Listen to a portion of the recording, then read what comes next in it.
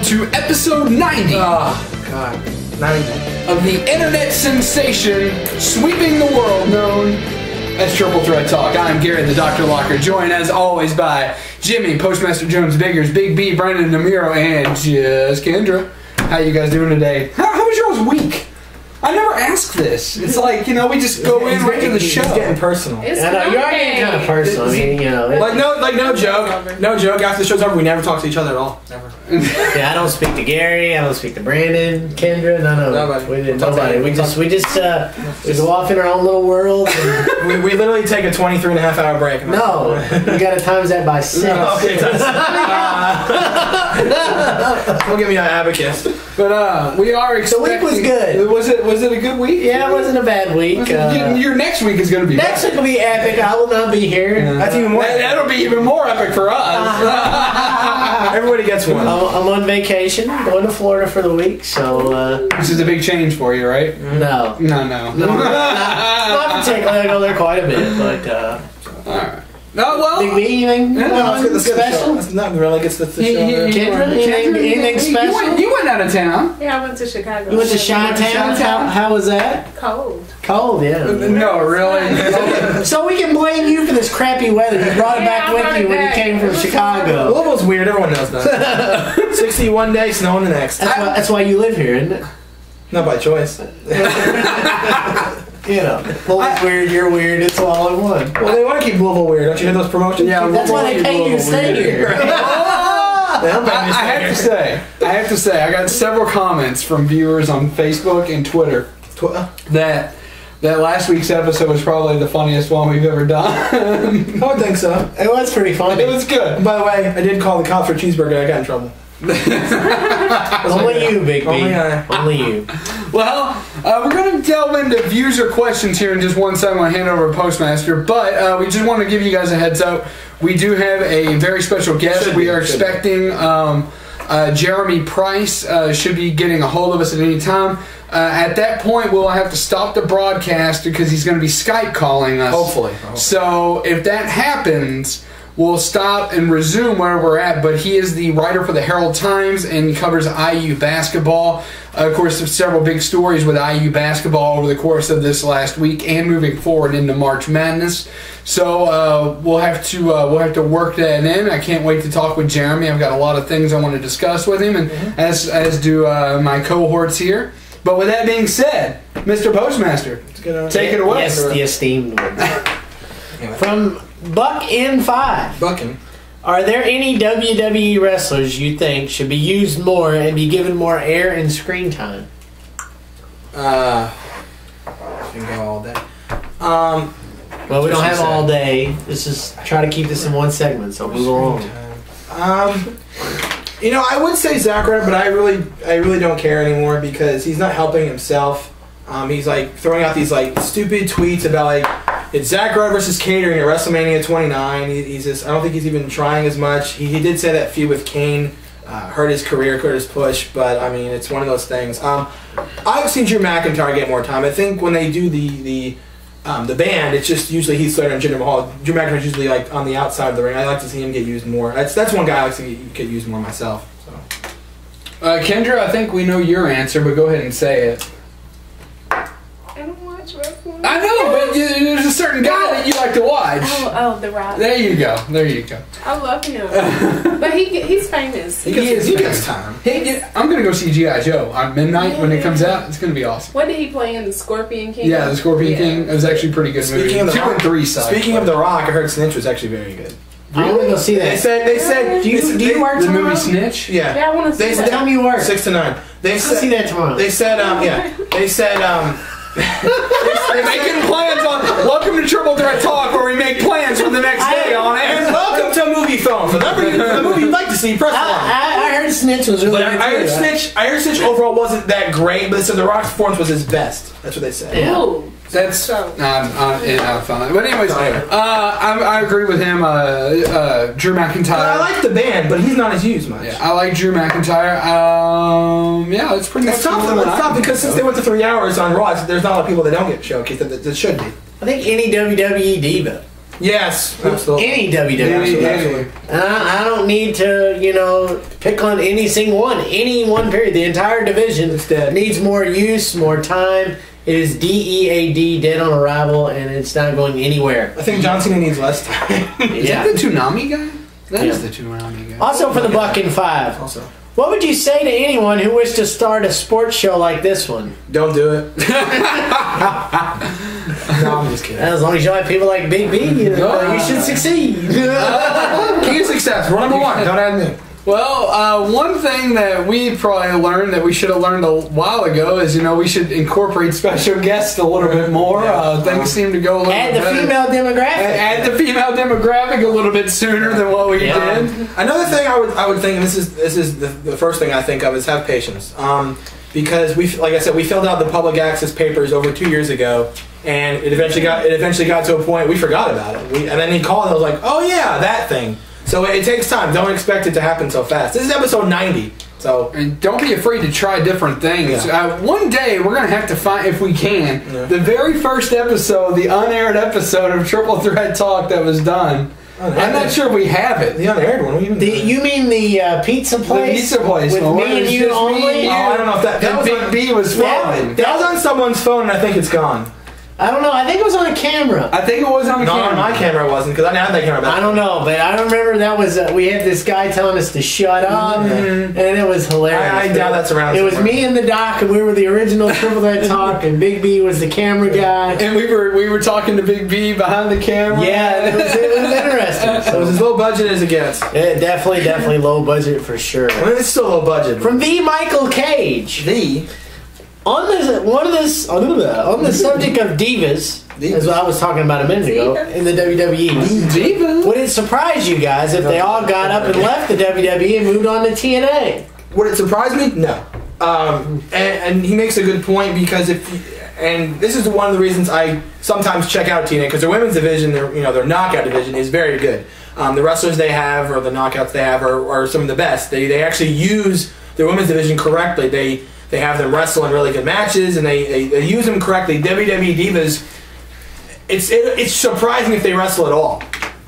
And the fact they have a Divas champion is a bigger shock, because they don't use them as much as they should. I know there's some Divas that are loyal to WWE, but do I see them all jumping to TNA? No, because look at who they have. They have a lot of people that were in WWE previously, so it could happen, but I don't see it happening right now, because they have they have a big division in TNA. So.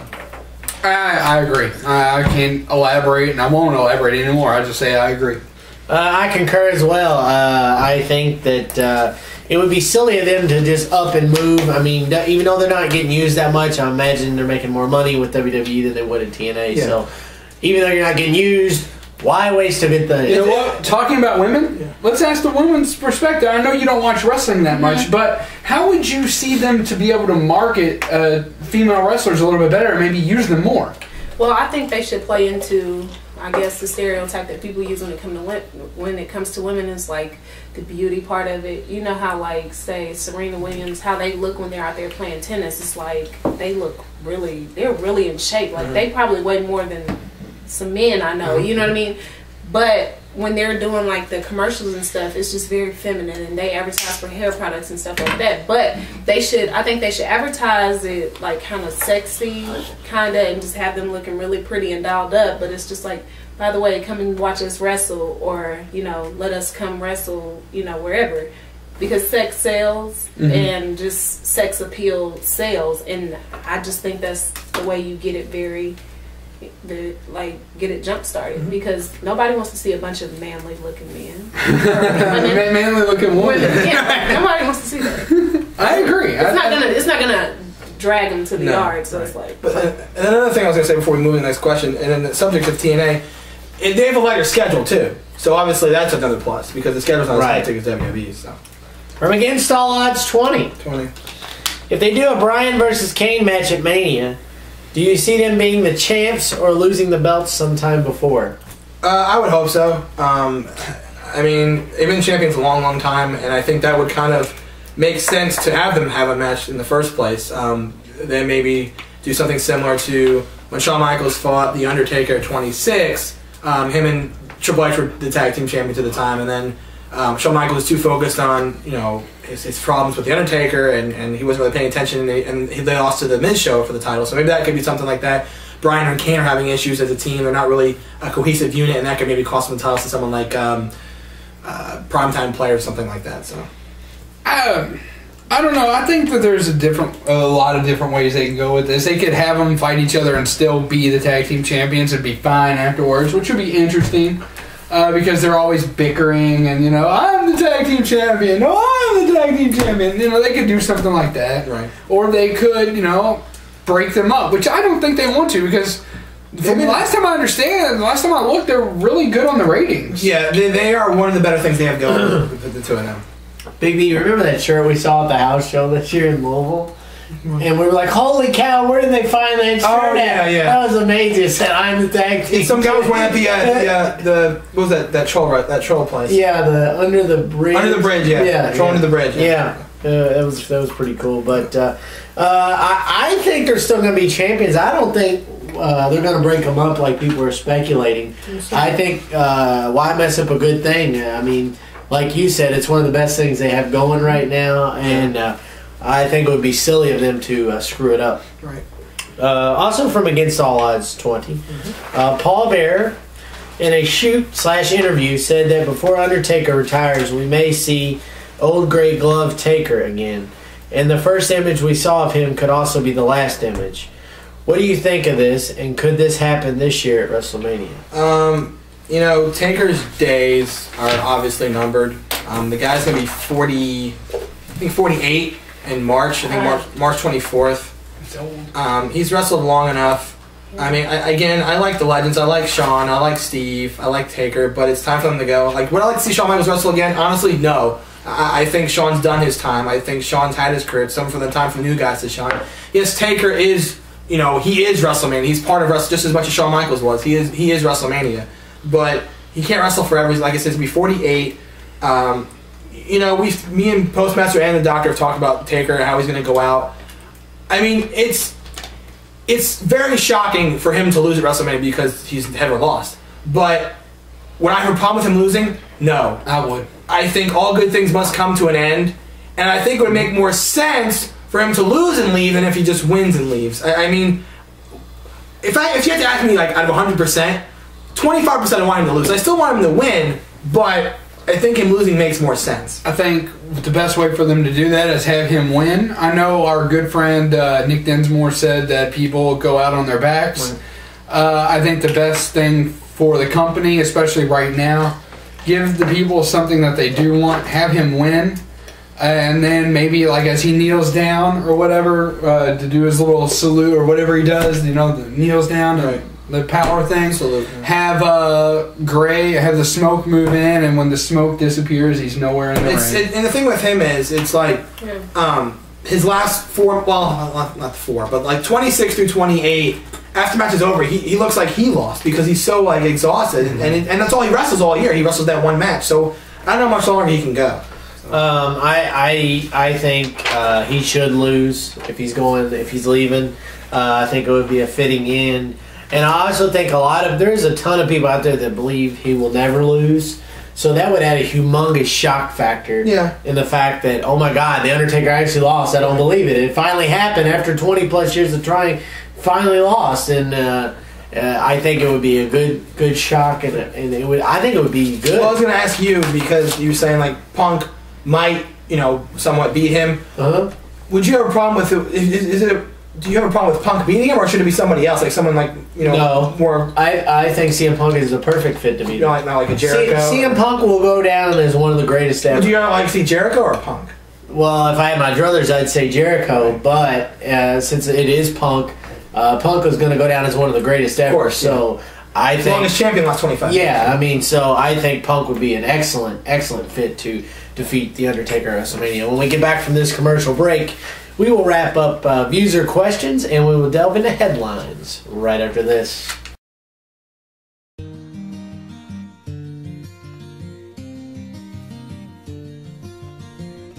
I took my love, took it down.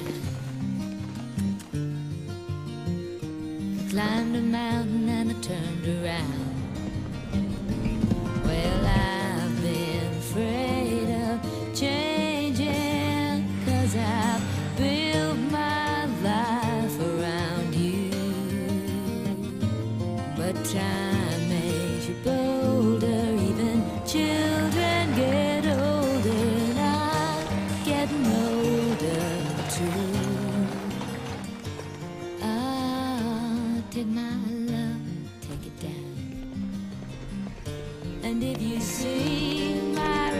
ocean in the snow-covered hills. When a landslide will bring it down. And welcome back here on Triple Threat Talk. I am Postmaster Jones, Jimmy Biggers, along with Just Kendra, Big B, Brandon DeMiro, and the esteemed one, the esteemed Doctor, Gary the Doctor Lockard. So during the break, Just Kendra posed a question to us, 2 questions actually. But we can't answer the second. The second question we'll remain quiet on. Mum's the word on that one. But the first question is a very good question, and she asked, if The Undertaker does lose, will that tarnish his legacy as a wrestler? Some people would feel that way. I agree. I think it would. Some people would feel that way. with you. Because I like him. That's the one wrestler that I did watch growing up. Him, Kane, and all those people. Right. Steve Austin. Everyone likes Steve. How can you not like Steve? Goldberg was the guy who like had smoke come out of his nose when he walked through the floor. Yeah. Yes. I loved that when I was I agree. I think it would tarnish his legacy. Some people would feel that way, but I'm kind of on the fence. I'm more with you. I think. I mean, yes, it would suck to see him lose because I've been to WrestleMania where he was fighting Triple H and he almost lost that match, and the one you were at, he almost lost. That was a war. He almost lost the last 4. Yeah. So it's tough because how could they really realistically see him leave if he doesn't lose? Yeah, I think it's the only way. Because then you're going to have those fans that are going to be like, if he wins or if he loses, or if he wins, it's like he'll come back next year. It's like he can't keep going. He's going to be 49 next year. So it's like, you know what I mean? And he only wrestles 1 match a year. And he's getting old. He almost didn't make it this time. He looks bad. He's out of shape. He's out of shape. Yeah. He's bad. I mean, I'm gonna obviously be tuned in just like all of us are with WrestleMania, but I'm interested to see how's he gonna hold up. How's him? Yeah. Because Punk is really conditioned. Punk is gonna run circles around him if they're not careful. I imagine it's gonna be some kind of gimmick match. Punk's gonna have. I never said this about Taker in my life, but Punk is gonna have to carry him. Punk is gonna have to carry him in that match. See, we don't know that.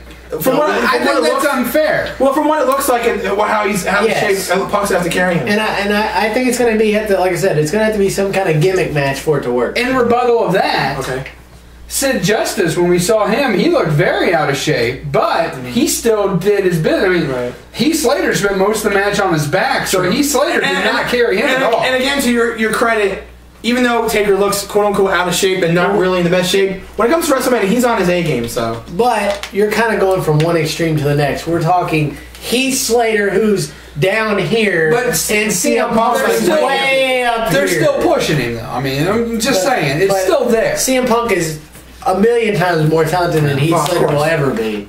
Maybe. Let's move on. There's no maybe about it. I mean, all right. Moving on. From DJ Becker Productions. Welcome back. What do you produce, sir? Who's your favorite musician? Kendra?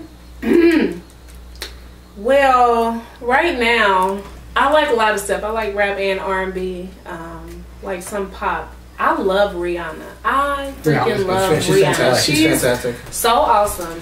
She's so hot.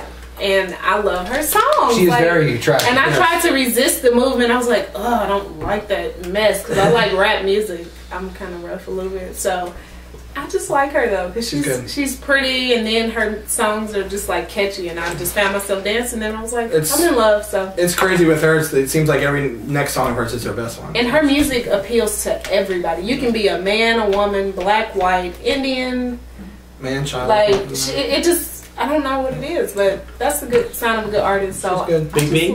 It's good. I've been a fan of U2 since I was a kid. I like to go to one of the concerts, but it would cost more than I could ever make in my whole lifetime to go there. Save up. Yeah, there you go. So I'm 65, right? That's right. I do like Bruno Mars, and he is coming to the Young Center this August. I'm on the fence if I'm going or not because I have no one to go with, which is a pain in the butt. So. Yo, hello. You want to go? Heck yeah, Bruno Mars is epic. So awesome. How can you not like Bruno Mars? I do like him, but I'm saying tickets go on sale Friday. Well, she wasn't so young, I would try to go find him. Whoa! Breaking news here. Got a hooligan over here. Just Kendra is after Bruno Mars. Our people will contact his people. The doc? I'm a fan of like the oldies. I like the Beatles, Tom Petty, Fleetwood Mac. More recently though, I do like Linkin Park. Linkin, you what? I like that. That's the first time I started liking rock and roll music. Crawling in my skin. Yeah, I like that it's one. good stuff. I mean, I like a lot of people you're saying too. But yeah, It's okay if you want to figure your secret. the Stones. What's the secret? You want me to tell everybody? What's my secret? He secretly likes Justin Bieber. Yeah, that's right. No, but I'm kidding. Despite the fact that I'm going to kill Big B after this next break for saying that remark, but yeah, those are pretty much who I like. I'm a big country music fan. No, really? Let me tell you. Did you hear about that young lady who was a country? I did. She committed a suicide. And they say that country music is suicide music.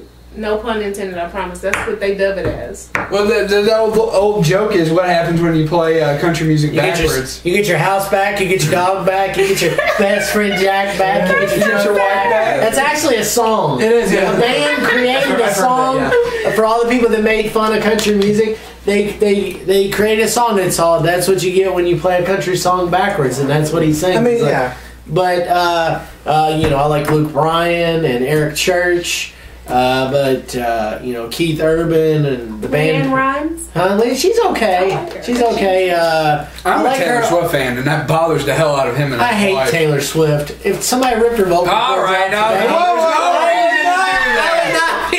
all you had to say is you don't like her. Because I love Taylor This Swift. is on the internet, so if you're rude, you might find yourself in a song. But Yeah. that's okay.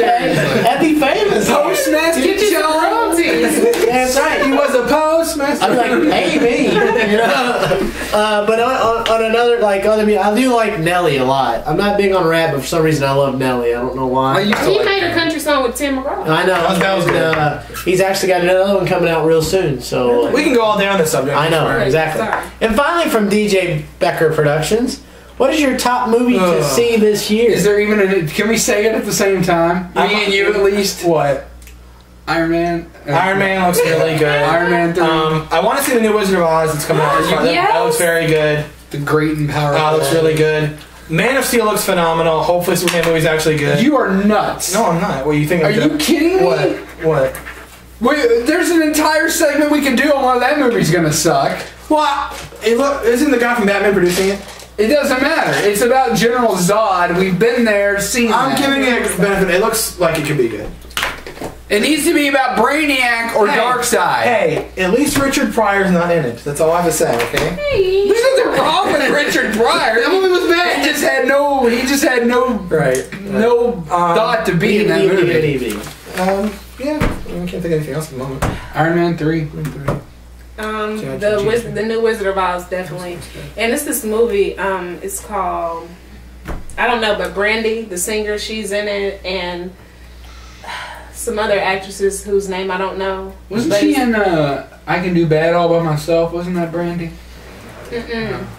It's a movie, and it's basically, involves some infidelity and stuff like that, but I want to see it. Not that I'm unfaithful. Is that the movie? Is that the Tyler Perry movie? No. That's something else. Temptation you're talking about. Because that looks like it's Temptation. That is a Tyler Perry movie. It is? Yeah, because it's like a very dark movie. It's like It nothing he hasn't is. made before. But I didn't know it was Tyler Yeah, Perry. it's a Tyler Perry movie. Yeah, it's Tyler Perry.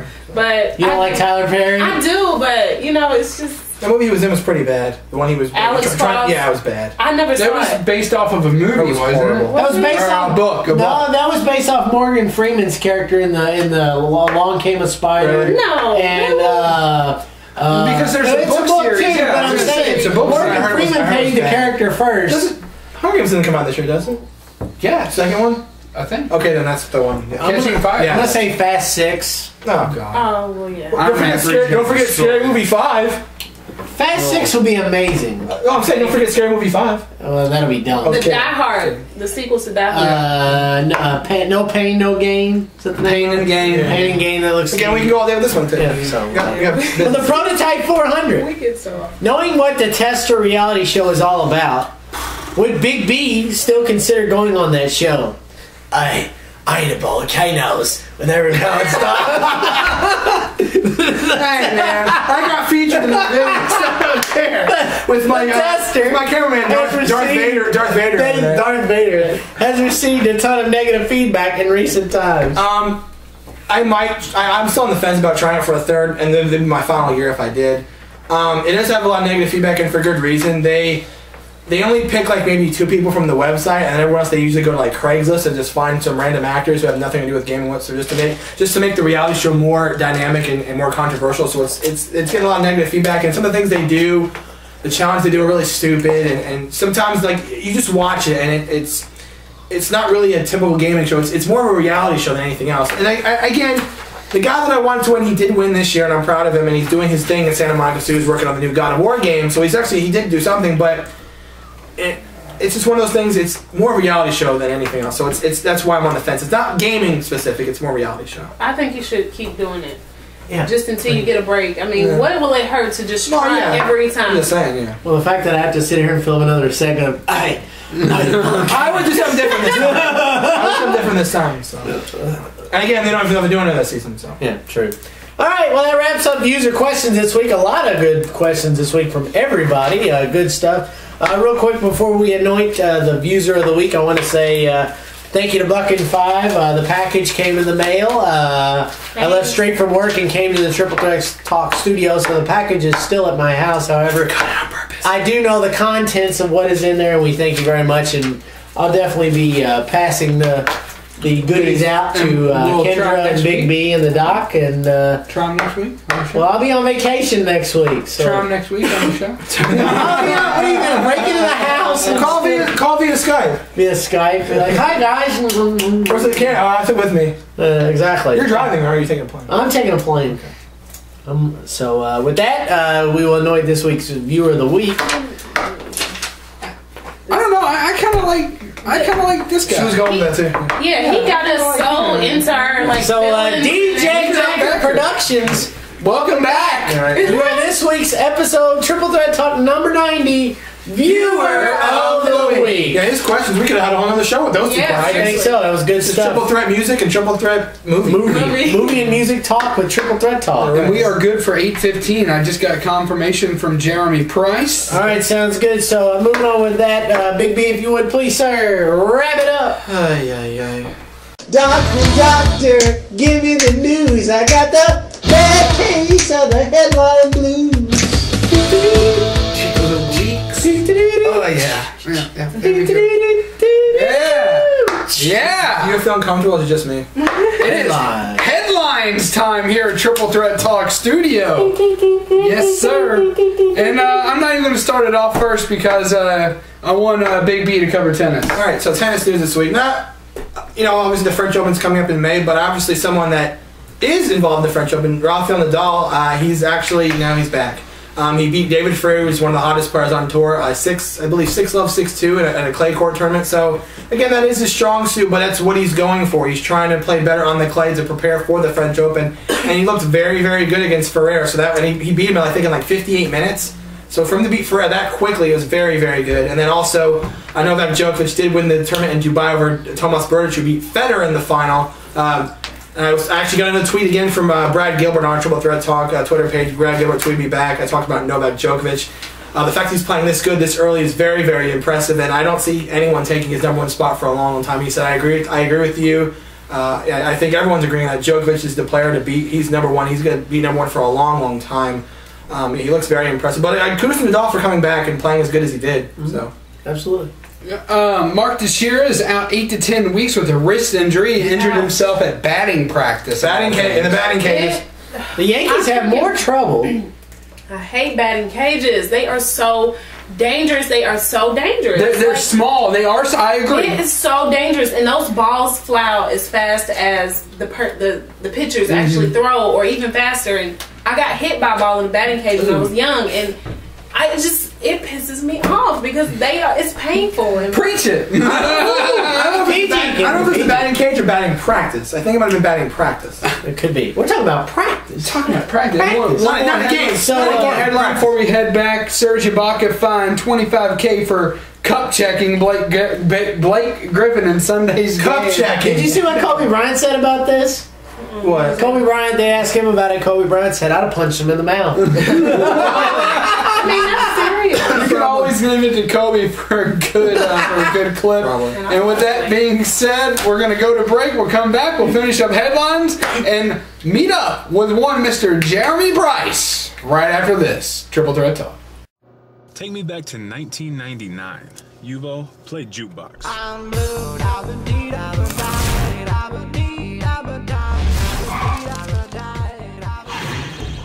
Need a better car?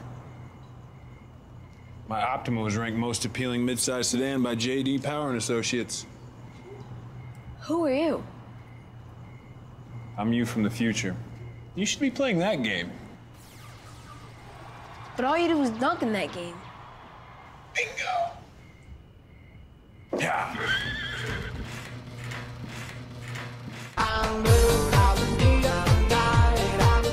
And welcome back here on Triple Threat Talk. Postmaster Jones, Jimmy Biggers, along with Just Kendra down to my far right, Big B, Brandon DeMiro, and the esteemed one, the most esteemed host of all, the doctor. Hail Gary. The doctor. Hail Gary. Hail Gary! I'm outnumbered. So, turning left last week, little NASCAR talk. Carl Edwards snaps a 70-plus race win streak. Winless Streak, yes, thank you. Holds off Mr. 5-time Jimmy Johnson and the hard-charging Brad Keselowski to win the Subway Fresh Fit 500 at Phoenix. It's a mouthful. Kind of fitting that the Subway car wins the Subway race. Ice cream fix. I smell foul I'm sure play. Stephanie wouldn't appreciate that. I was going to say, isn't Carl over? That's what I was Oh, saying. yes, she's very excited. She was quite thrilled that Carl Smell won. foul play. As a matter of fact, Big B, roll a clip here if you would. This is one of the most coolest winning celebrations in all of sports. Oh, the backflip? He does. Not only does he do a backflip, he goes up in the crowd and celebrates with the fans. I think that's very cool that he goes up in the crowd with the checker flag and celebrates with the fans. Hopefully I can find it. You should be able to find it. It's pretty easy. Speaking of backflip, have you seen the new commercial with Jay Glazer? That's hilarious. He tries to do the backflip and he gets his feet stuck in the window and he falls to the Matter of fact, you should put that on the show this week. I can do that. But Carl Edwards wins, like I said. Jimmy Johnson second. Brad Keselowski third. So Jimmy Johnson leaves Phoenix with a 8-point lead over teammate Dale Earnhardt Jr., who's starting the year off pretty good. He has second place at Daytona, fourth at Phoenix, I believe. So he's on my team. He's on your fantasy team. And speaking of that, Buckin5 is in first place right now. Are you kidding me? Buckin5. That's who I'm losing to? Yes, you're losing to Buckin5. Am I in last? No, you're not in last, fella. You're beating me right now. What the heck? But there's 12 teams. It's a very competitive league. We got 12 teams in the NASCAR fantasy league. I can't believe that took off in our NFL league. I know, right? Who would have thunk it? So Football? No, NASCAR. Let's go. so Buckin5 is in front. Buckin5, you are this week's NASCAR player of the week. The doc is second. So we'll keep you abound as to what's going on with that. Now, speaking of moving on. Moving on. Big B, throw up another clip here for me. Check this out. Last night, the Rutgers Notre Dame game got a little out of hand. I'd say so. What kills me is, Cooley is walking off the court of what could have been, or what should have been his last time playing at South Bend, and that did not go so well as two players decided to get into a fight. Now, the Notre Dame guy here, you'll notice he doesn't throw a punch, but he's still suspended because he was ejected for fighting. So St. John's, the St. John's guy that instigated the fight, he is out for the game, and so for the next game, and so is Notre Dame. The player here is out as well. I'm having a little bit of trouble speaking right now. I'm sorry. But they are both ejected for a game, which I found funny because he's just kind of defending himself and blocking, but yet they ejected or they suspend him for the next game. I don't agree with that at all. Why do we keep talking about fights here in basketball? I don't agree with it either. I mean, if you don't cause the fight and all you're doing is trying to break it up and you didn't instigate it, why are you the one that gets in trouble? That's a little ridiculous. I mean, not only that, he's just covering up. That's all he's doing. He's trying to cover up. I don't understand that at all. And the fact that he's getting suspended, especially with the high-profile game that Notre Dame has this week against U of L, which is a big game. Hopefully it doesn't go 6 overtimes again. For both teams. That definitely puts a damper on Notre Dame for sure. You think you can get it done before 6 overtimes this time? But I don't think that they should. Yeah, if he was trying to break it up and blocking, he shouldn't have gotten suspended. But I just have zero tolerance for stuff like this. Like, it should never come to. I don't care what it is. I don't care if your, Lord forbid, your mom just died and they called your mom out of her name. You still don't, like, that's so unacceptable for a fight to break out at a sporting event between the players. And I agree with you 100%, but, you know, he's sitting there covering up. I mean, there's, you know, I'm not going to sit there and take a square punch to the face. You know, I'm going to cover up a little bit because that can hurt you. Yeah, I hope so. I mean, especially for these guys work out. They got arm muscle. I mean, that's going to collapse your jaw or something, man. You gotta defend yourself. This is not boxing. I agree. It's definitely not boxing. But I mean, I get what you're saying though. Zero tolerance. Yeah. I think the guy from St. John should be thrown out the rest of the season for instigating the fight. Rutgers or same as St. John's. I wrote down Rutgers, but it's St. John's. The guy from St. John's should definitely be suspended for the rest of the season. I don't agree with the Notre Dame kid being even ejected from the game. I don't even agree with that. Right. Some good news abound on college basketball. Gonzaga, for the first time in school history, hitting #1 overall. Congratulations to Mark Few and the coaching staff up there in Gonzaga. He has stuck it out. I mean, he's had opportunities abound to leave and go to bigger programs, bigger schools, and he has turned it down. And I think it's great. It's outstanding. So congratulations to Gonzaga there. Remember 6 years ago when they were a Cinderella story? Absolutely. Remember that? Cinderella is no mas. What was that player that's on there with the mustache? Adam Morrison. What's he doing now? He's in the NBA. Okay. I know he is. I just don't worry. I know Kendra's happy about our next headline. Duke 17-0 with Ryan Kelly hits a career high 39 points in the first game back after he does beat Miami 79-76. I gotta ask you though, and I open this to everybody: who is the true #1 seed here? 2 losses in the ACC. I want to say Miami. I really do. Because they showed more in a win and a loss to Duke, and that's what the talk has been about. The fact that this Miami team has shown more in a loss to Duke than Duke has in the win because they got their player back and they still only won by 3 points. And that's what the talk has been about. Even though he was 39 points, if Duke didn't have him back, you're looking at another blowout situation. Yeah. It made me nervous. I watched that game. It made me very nervous because I expected. Well, I knew Miami was going to play good basketball. They played good basketball, and I. Speaking of basketball, here we go. We'll be right back after the break. Here on Triple Threat Talk with Jeremy Price. I've been waiting for the dryer for like forever. That's it. I'm just gonna unload their clothes. I don't care if they get wrinkled. What are you doing? And now I look like a huge perv. Sweating on the inside? Handle it on the outside with Speed Stick Power. I was just gonna fold your clothes for you so they wouldn't get wrinkled. That's so sweet of you. I'd fold your panties any day. What? What? Speed Stick. Don't sweat it. Handle it. Tweet your Handle It moment now. And welcome back, everyone, to Triple Threat Talk. I am Gary the Dr. Lockard, joined as always by... I'm excited. We got a guest. Can you tell? We got Postmaster Jones, Jimmy Biggers, Big B, Brandon DeMiro, and just Kendra over here. And we are joined via Skype by Hoosier Scoop blog at the Herald Times, joined by Mr. Jeremy Price. Jeremy, how are you doing today, sir? Very good. Very glad to be with you. It's very good to have you part of the show. I've been wanting to get you on part of the show for a long time because your boys in Indiana are making waves across the nation. And last night they didn't. Last night didn't really go so well for them. That was our next headline. The Indiana loses to Ohio State at Bloomington, 67-58. What was the general feel in Bloomington last night after the loss and going into the share of the Big Ten ceremony, cutting down the nets? What was the overall feeling of that?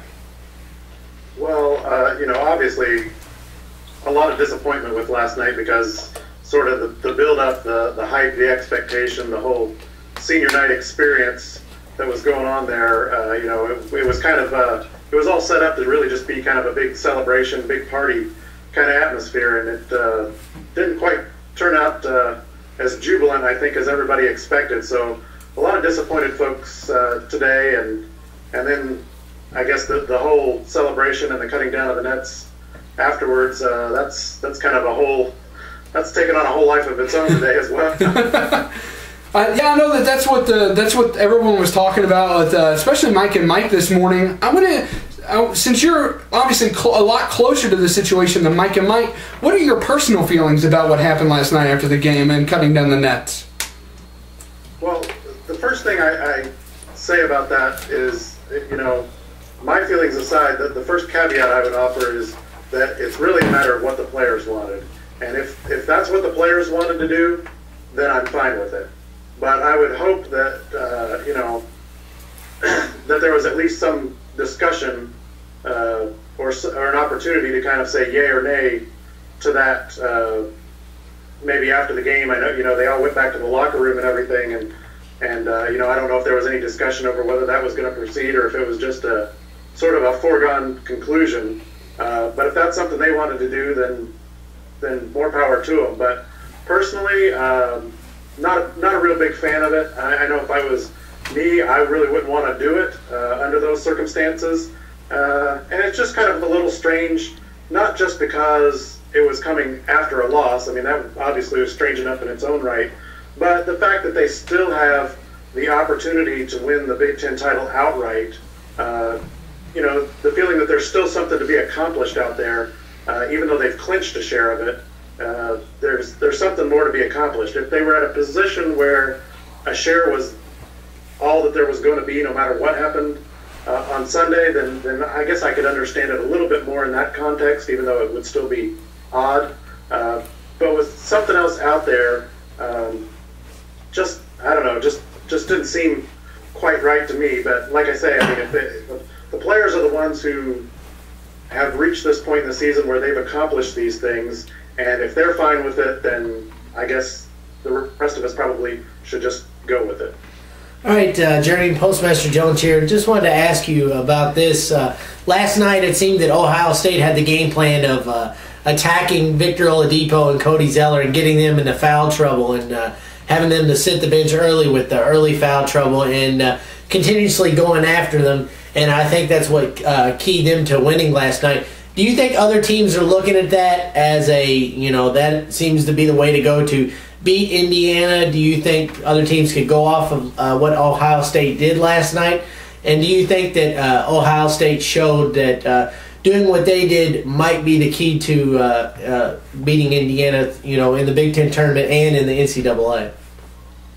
Well, I think in a lot of ways what Ohio State did last night was sort of a continuation of a theme in Indiana's losses this season, with the exception of Illinois. That was kind of the odd man out as far as that goes, because Indiana really dominated that game up until the final 3 or 4 minutes and just seemingly lost focus there. But I think, Ohio State was aggressive and attacking, first off, and secondly, they were a little more, they were able to be a little more physical and dictate kind of the tone and the pace of the game a little more last night. And that's kind of been the case in the other IU losses. Butler, Wisconsin, Minnesota, all have kind of come that way, where teams have kind of taken that approach with Indiana. And it was kind of, I guess maybe it was more surprising because of the fact that Indiana really dominated Ohio State and Columbus a few weeks ago.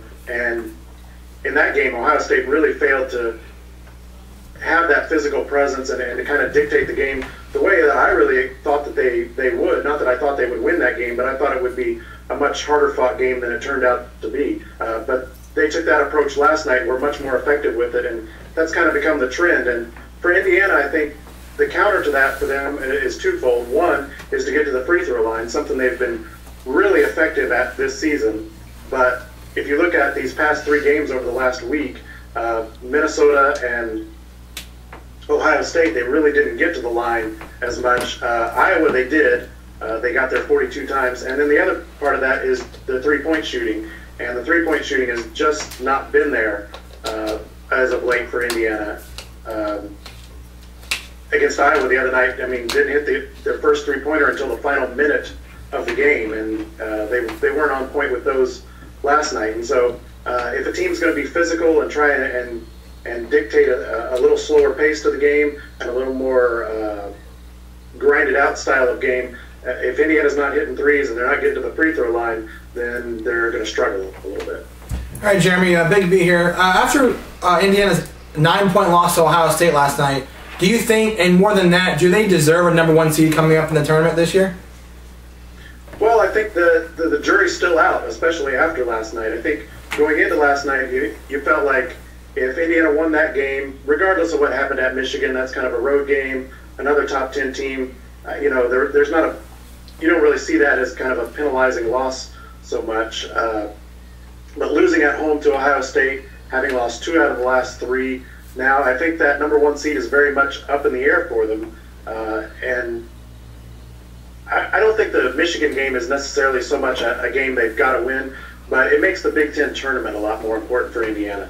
Indiana needs to take advantage of that opportunity to prove that they're a #1 seed, and I think they at least have to reach the Big Ten tournament final to secure that #1 seed. And if they can, maybe if they win at Michigan and get to the Big Ten tournament final, maybe they still go as the #1 seed and are able to play through Indianapolis.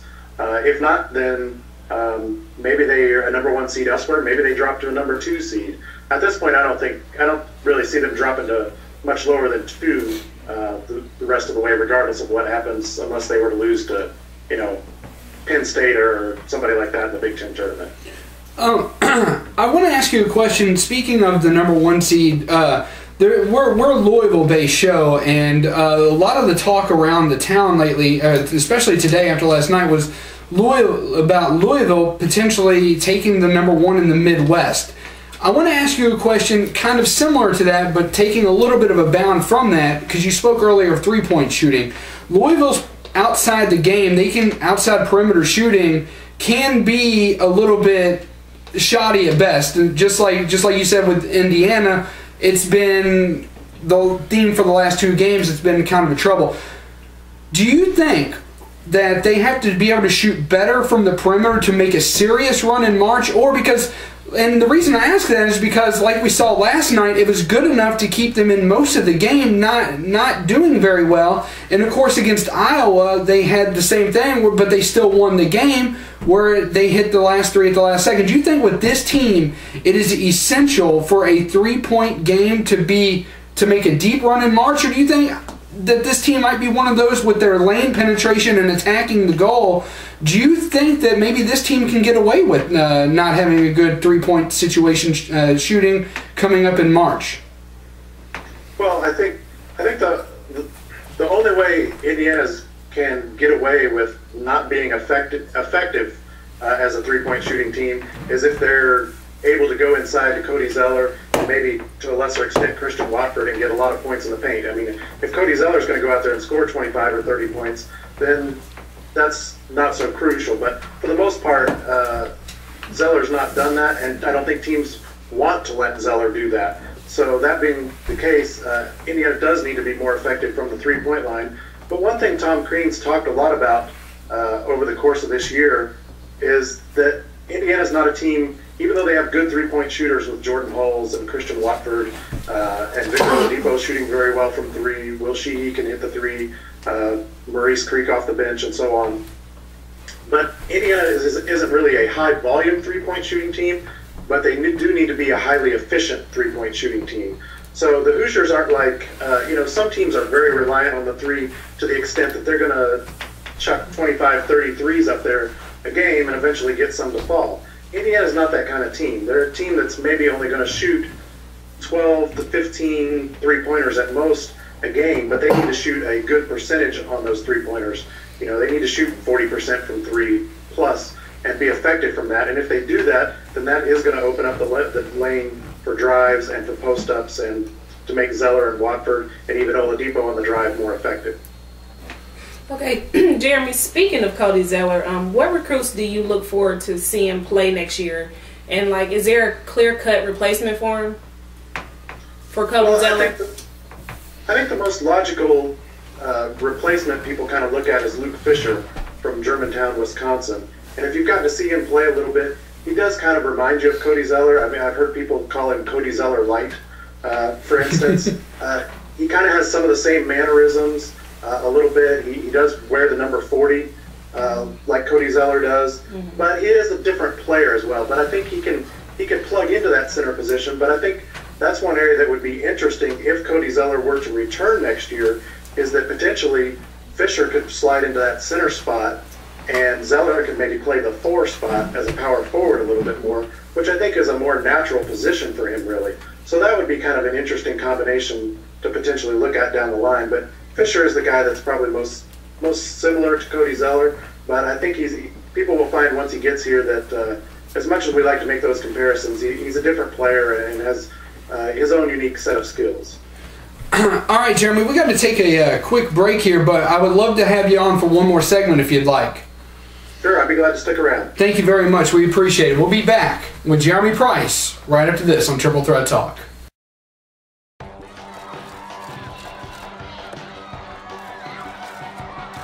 No one expected me to be here. No one expected me to be a starter, to hit game-winning shots, or even play in this league. Well, I'm not here to live up to anyone else's expectations. I'm here to live up to mine.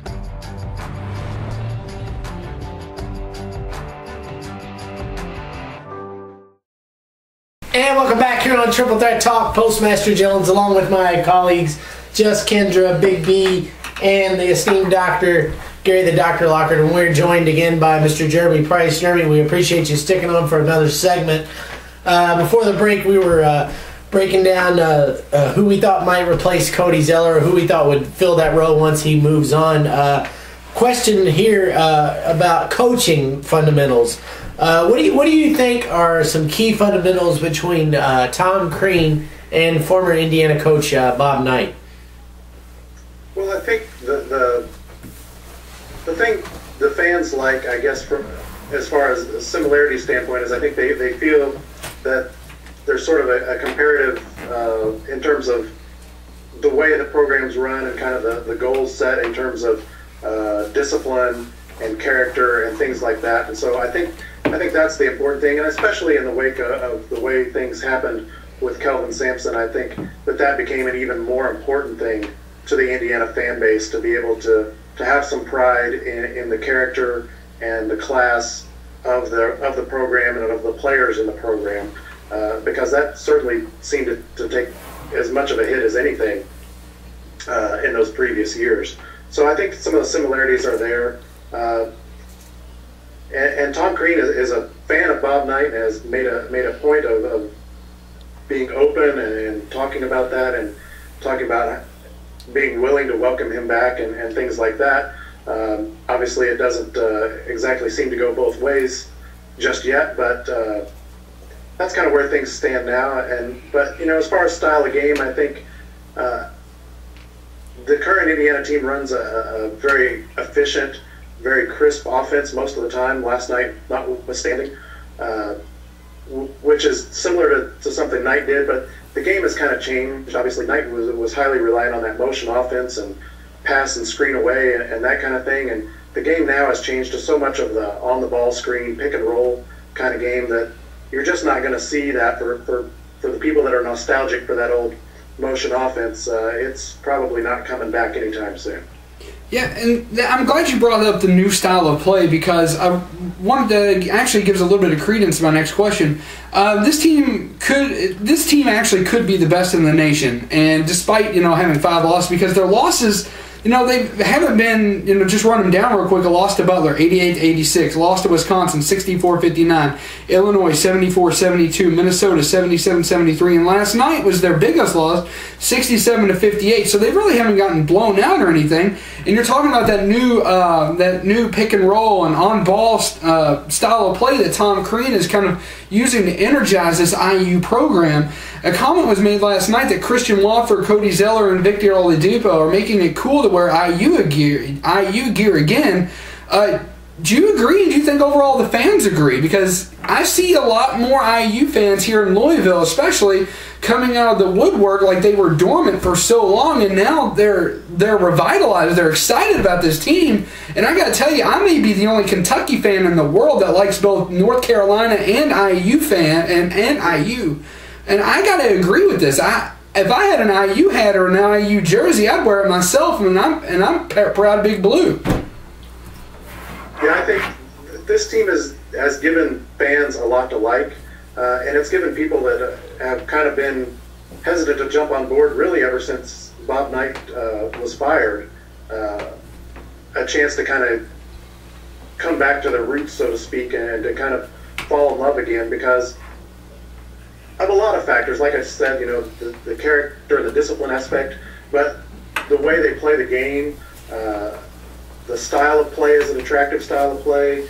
The kids are likable, and even though it can be hard to get to really know college kids sometimes, but these kids are all by and large are very genuine, very likable kids, and when you see them combine that with their athletic successes, and you see things like Christian Watford's shot, which was played ad nauseum last year with that ESPN commercial and everything. And you've got Victor Oladipo, who's become a pretty much a fixture in SportsCenter top 10 most every night that IU plays, and things like that. I mean, I think it does make it a very attractive thing for IU fans who maybe have been a little hesitant to dip their toe back in the water over the last decade. Yeah, so with the talent they have on this team, like the NBA caliber talent that they have, what does it mean to have all this potential NBA superstardom on one team at the same time? Well, it works because it's been an organic process. It's not a case. I guess it's different than a Kentucky, for example, where you've got 5 or 6 freshmen coming in and they're all projected as top NBA type draft picks. This is a little more, Christian Watford's a guy that's been at Indiana for 4 years and maybe toyed with the idea of going to the NBA after last season, but it's a guy that developed and has worked his way up and become more talented. Kind of a similar story for Victor Oladipo, a guy who was kind of an under the radar recruit that built his way up, worked his way up, found new successes each season, and has continued to evolve in terms of his game and his skills. And then you've got a Cody Zeller who is a little bit more the McDonald's All-American, the guy coming in that was projected as basically an NBA lottery pick from the get-go. So you've got kind of a meshing of aspects going there, and it's been kind of a team building project. And so I think that's made it easier to work that talent together and to bring those egos together in those terms. And part of that goes back to those struggling years, especially for the older guys like Watford and even Oladipo's first year, where they were losing so many games that, to find success now, they just want to win. They're not concerned about the individual stuff. They're much more concerned about winning because they've had a taste of what losing was like, and they didn't care for the taste too much. Right. Right. So Cody Zeller has 16.5 points per game, 8.1 rebounds per game, and Oladipo has 14 points per game and 6 rebounds per game, and he has had an amazing run as of late. Who would you think would go first in the upcoming draft, Cody Zeller or Oladipo? I think Cody Zeller, and because for all the talk, if you ask me who I would maybe vote for between those two in terms of like a Big Ten Player of the Year kind of thing, I would certainly lean towards Oladipo, who's probably going to be right there with Trey Burke of Michigan for that honor. But in terms of MVP for IU's team, and in terms of the draft, I think it's Cody Zeller, because you just don't have that many 7-footers with the skills that he has, the athleticism, the ability to run the floor. He can handle the ball. He actually defends away from the basket fairly well. Like I said, he's playing a center position that he's actually better suited to playing more of a 4 spot. And in some ways, he's kind of a tweener, power forward, center hybrid. But I think that's kind of typical of basketball these days. And for NBA teams, I think the attractiveness of a 7-footer that can score the ball and can run the floor and do a lot of different things is ultimately going to be more attractive. Oladipo is attractive more from, as good as he is now and as good as he's been this year, there's no reason to think he can't keep getting better. His rate of improvement so far has been such that you have to believe that there's still more out there for him, and he brings his own unique sense of athleticism, but there's probably more guys with his kind of skill set than there are with Cody Zeller's skill set. So from that standpoint, whenever those guys go, I think you'd see Cody Zeller drafted first.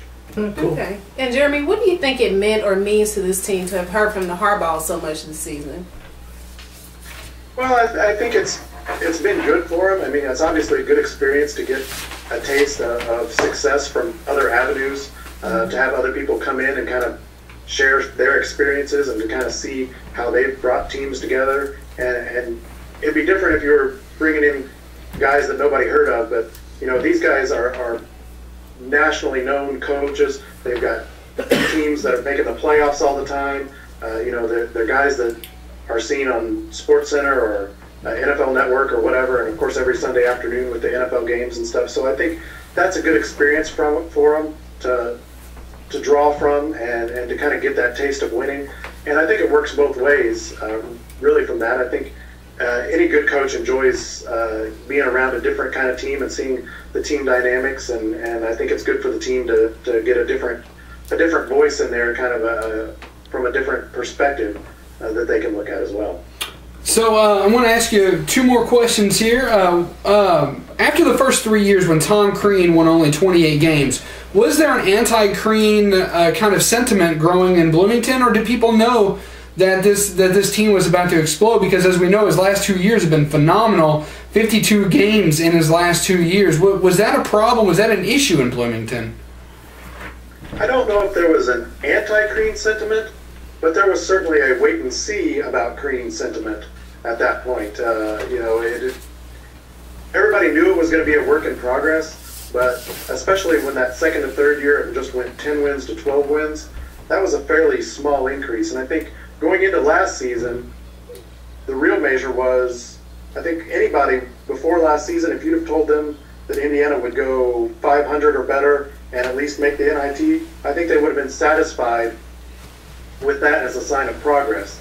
And had they not reached that level of success, I think then your anti-Crean sentiment would certainly have bumped up a notch and been a lot more vocal at that point.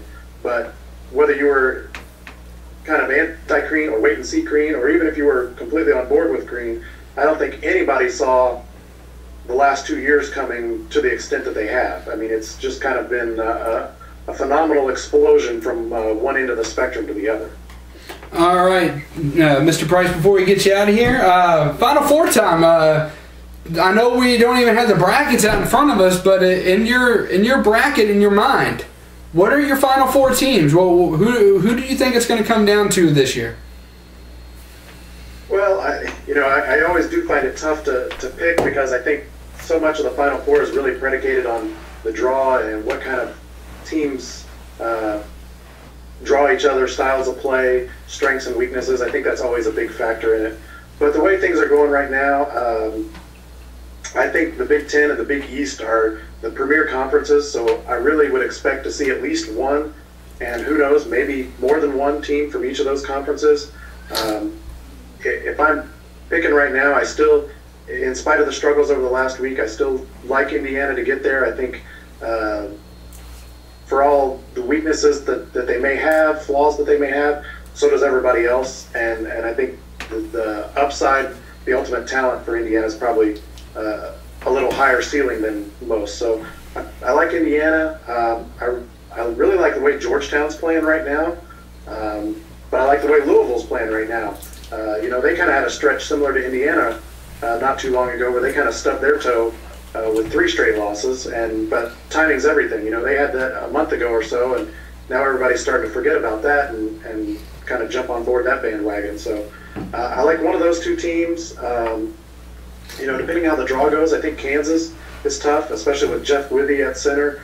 His shot blocking just kind of is able to change the game and neutralize teams, so I like that. I guess if I was going to pick 4, maybe Kansas, Louisville, Georgetown, and Indiana. How about that? That works. Right, that works, and I appreciate the Louisville shout out. PostMaster, I'm a U of L fan, so to hear you say you like U of L is definitely a good thing. Well, Jerry, we really appreciate you coming on with us. It's been fun. Glad you could stick around for the time, and we appreciate it. We look forward to chatting with you again real soon, and hopefully if Indiana takes it all the way, or for that matter makes the Final Four, something big happens, we'd love to have you back on the show. Sure, I'd love to do it, and glad to have been with you tonight. All right. Thank you again, Jeremy. Thank you very much. And when we get back on Triple Threat Talk, we'll continue our headline segment right after this. Hey, Nick Dinsmore here. Do you have the dream of becoming a pro wrestler? Well, I did, and I came to Ohio Valley Wrestling. Join the Nick Dinsmore Pro Wrestling class today. I'm a former WWE superstar, I'm a former 9-time Ohio Valley Wrestling heavyweight champion, and I can train you to be the best today. For all the information regarding the Nick Dinsmore Pro Wrestling class, go to OVWrestling.com and click on school. Join the Nick Dinsmore Pro Wrestling class today. OVWrestling.com, click on school.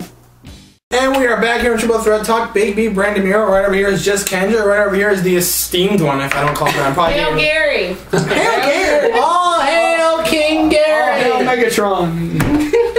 Anyway, you couldn't do it. And over there is Postmaster Joe and Jimmy Biggers. Again, we want to send a special thanks to Mr. Jeremy Price for doing that interview with us. We really appreciate his insight. And I know, thanks to the doctor, too. He was really working on that interview for months and months. We finally got it, so he did a good job as well. So. Well, thank you. We're moving on up. We've gotten, NASCAR analysts, the college basketball analysts, the tennis analysts. Are we moving on up to the east side? I think we are. Do we finally get a piece of the pie? Yes. All right. I got the point. That's what they're singing now. Anyways, before the break, I said we're going to finish up with headlines, but actually with the Bloomington talk and the IU talk, that actually did finish up headlines. That's right. So wrestling. From there, we will move into wrestling. OVW. There's only two. One, Jamin Olencia, congratulations to him. Really well deserved. I like Jamin a lot. I think he should have happened sooner. He should have happened sooner, and I like Jamin's charisma. I like the way he presents himself in the ring and out there. He's a nice guy. Couldn't have a nicer guy. I'm very happy for Jamin for winning the title over Doug Williams at this past Saturday Night Special. Great win, especially for a guy against Doug Williams, who's kind of high up in TNA as a trainer. And then also the other thing, Frank Miller had his very last match, Trailer Park Trash, fought Flash Flanagan, and he did end up winning, which is surprising. I thought he would lose. He's lost to him like 3 times in a row. They had Frank Miller go out winning, so again, great for Frank Miller to go out the way he did. It's a good job. I'm glad Jamie won the title, and I'm glad to see Frank go out on top winning. So. Yeah, and speaking of OVW, I want to thank Cheryl Connolly and Terry Bodie. Who's about to be Cheryl Bodie here very shortly. St. Patty's Day. The next here this month. Yeah, here this month. St. Patty's Day. Yeah, here this month they'll be tying the knot. But we want to thank them for everything that they do for the show, and we want to thank OVW, and of course check out Brian Cannon's blogspot at. No. OVMania.blogspot.com. I was pointing to you. Check out his blogspot. And you can check out OVW on WKYI channel 138 on Saturdays at 1 and 9 o'clock, or on www.blip.tv, or there's more? Oh wait, there's more. So follow all the good stuff there. So that covers OVW this week. Moving on to WWE coverage. We'll get to the obvious thing in a minute. So Taker is back now, and we discussed this earlier. He's going to fight CM Punk at WrestleMania. I know we talked about it earlier, but just a final thought. How do you feel about it, honestly? Like, so maybe a quick synopsis. What do you think about that? I think if he doesn't win, WWE will be making a mistake, because with what's going on lately, you're getting this WrestleMania, if they don't do things carefully, is going to be a WrestleMania of rematches. Yeah. And I think what they need to do is blow some people out of the water. You've got to have, to me, you've almost got to have The Rock win. Or else, because Cena... There's no way Rock wins. I know there's no way Rock wins, but maybe they could do like something where he loses the belt the next night on Raw, because he has... You can't have... I don't know. I just don't see... This is his rematch. This is his rematch. But I know the title's on the line. Yeah, the other thing about it is, surprising as it is, he has been champion he has not been champion for a long like early September, 2011. So it's been a while. And for him not to be champion that long is a lot. And Rock versus Brock, honestly, who cares at this point? You mean Or Triple H versus Rock. Honestly, who cares? You know, obviously, the matches are going to be good because WrestleMania is very good. Rock Scene's going to be phenomenal. Taker Punk is going to be phenomenal. Triple H Brock's going to be phenomenal. Good. Other than that, but here's the thing. Triple H and Brock, seen it. Mm-hmm. We're going to probably have a third one at SummerSlam, potentially. Taker and Cena. Taker and Punk. Seen it. Rock and Cena. Seen it. WWE and Swagger don't care. You know, and then you have people waiting when they're not Mayweather versus Big Show. Again. Yes, more than likely. If this WrestleMania, if they're not careful, they have got to do something spectacular and phenomenal. It'll be good. Or they're going to lose something, and this could be equivalent to the WrestleMania that you went to that just wasn't that good. I enjoyed myself. And I mean, you went because you were there. Well, and it's a spectacle to be there. It wasn't that good. It wasn't that good. It wasn't. Like, everybody that was back home watching it was like, really? Well, yeah, we were there loving it. But because you're there, you're in the moment. I can see it. Well, not just me, it was everyone that was there. I can see it being special when you're in the moment. I can. Yeah. I really can. But, you know, they've got to do something out of the ordinary. And what I mean by that, they've got to do something to save this. Yeah. Most people go out on their backs, with the exception of Frank Miller recently, but I think you really got to have Taker win this match. I think another thing they need to do, regardless of what's going on in the back or public, or publicly in the back with Jack Swagger, whether he's getting his push or not, it looks like he is, which I know you're not happy with, and I'm not either. But I think for them to do something to really push Jack Swagger, to push Dolph Ziggler to have him catch in WrestleMania. No one's ever done it before. They like Dolph Ziggler. They've really pushed him for a while. I mean, he was in the Spirit Squad. Look where he is now. But he's been losing every week to everybody. They've done that before. Daniel Bryan, The Miz, they've done that all the time. It's just setting it up. So I think that'd be a huge thing for them to have Dolph Ziggler cash in and become champion. Hell, even Cena went through a small phase like that. Yeah. They do it for everyone in the Money in the Bank. Yeah. So, I think that's one thing they need to do is have Dolph cash in. Something to be memorable, because a lot of these rematches, they're going to be good matches, but WrestleMania is more about a spectacle, something you've never seen before, than in terms of and we've seen 3 of these matches before. Yeah. And maybe, like PostMaster said, before. I guess we may see. I want to know what Chris Jericho's role is going to be at WrestleMania. I don't know. He's on and off. You know something that I think would revitalize that, speaking of the boxing thing? I think if they do something like they did a while ago with the wrestlers boxing, because for those of you who don't know, that was not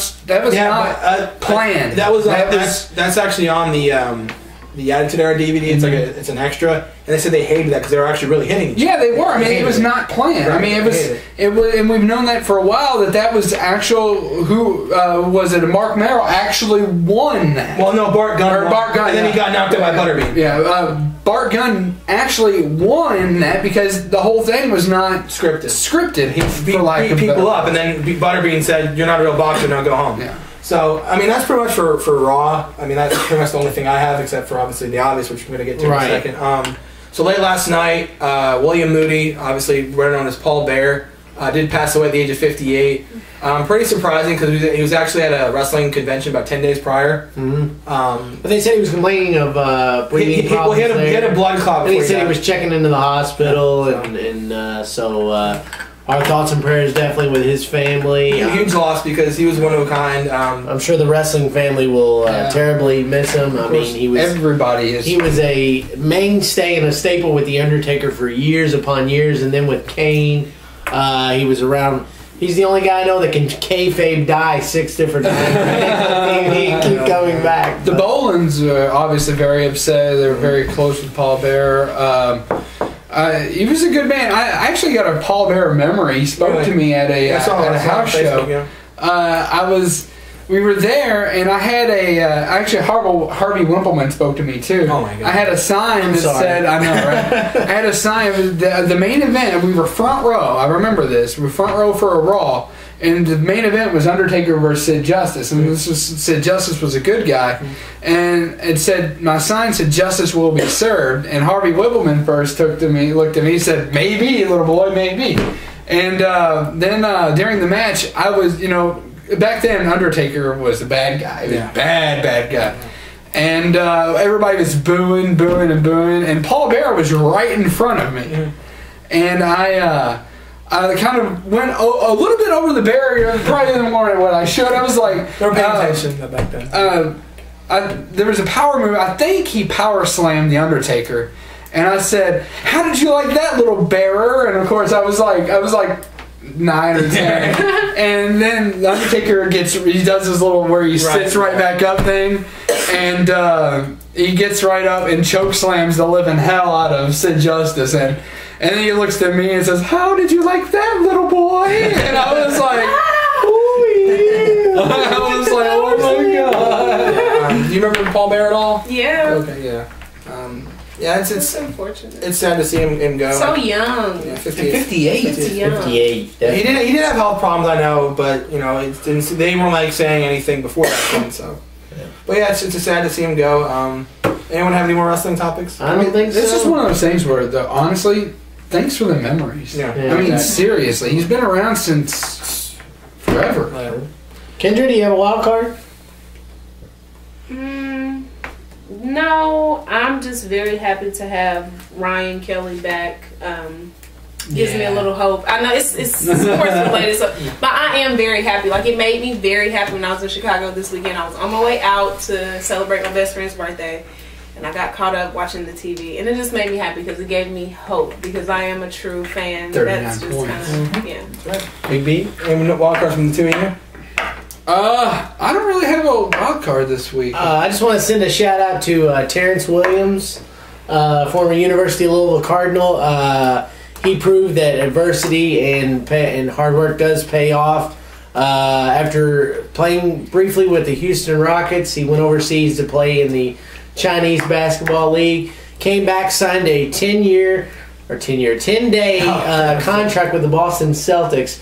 They liked him so much that they signed him to a multi-year agreement. Wow. So congratulations, Terrence Williams. T-Will, he's one of my favorite, I even like T-Will. Top 3 or 4 U of L players of all time. I actually got the pleasure of meeting him. I have a picture with him. Sure. And I just want to say congratulations to him. That I love seeing that. He was outstanding at U of L, and I love seeing him succeed in the NBA.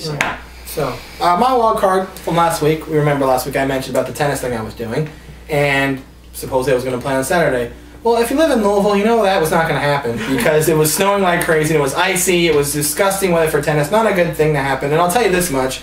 Even if it wasn't precipitating, the cold weather can get the racket strings really frigid and stiff, and you hit a ball, the racket strings are going to pop, and they're going to be gone. So that's $30. Stop it. It's $30 out of your pocket. Stop Your knees are going to be gone. I can see where your mind's going, and stop. Yeah. Control yourself. Be an adult for a change.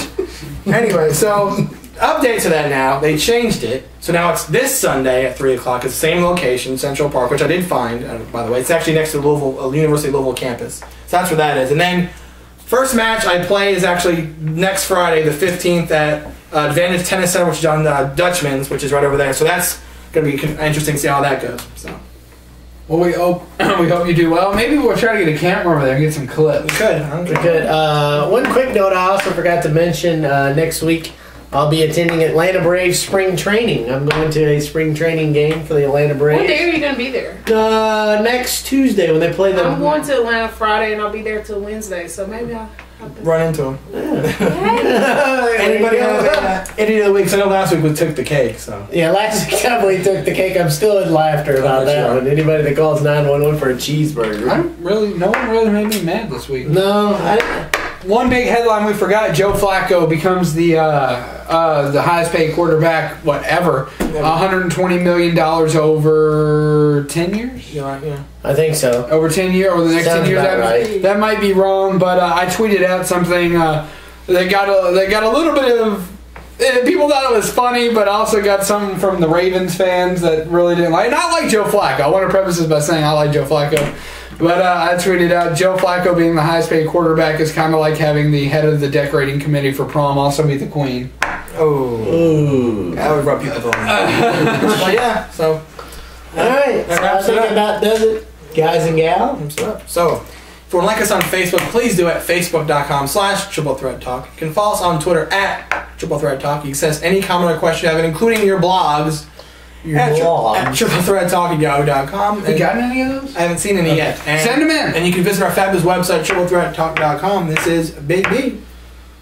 This is just Kendra. You guys have a nice night. Thanks for watching. This is Gary the Dr. Lockard signing off. This is Postmaster Jones. I'll be on vacation next week. I'll look forward to see you guys again in 2 weeks. But until then, Dr. Kendra, Be sure and make sure that Big B doesn't watch too much of The Notebook with Cody. He gets too emotional. We'll see you next time. This is Big B signing off, and I was forced to watch The Notebook. We'll see you next week. I love The Notebook. I like it. I was forced to watch it, fellas.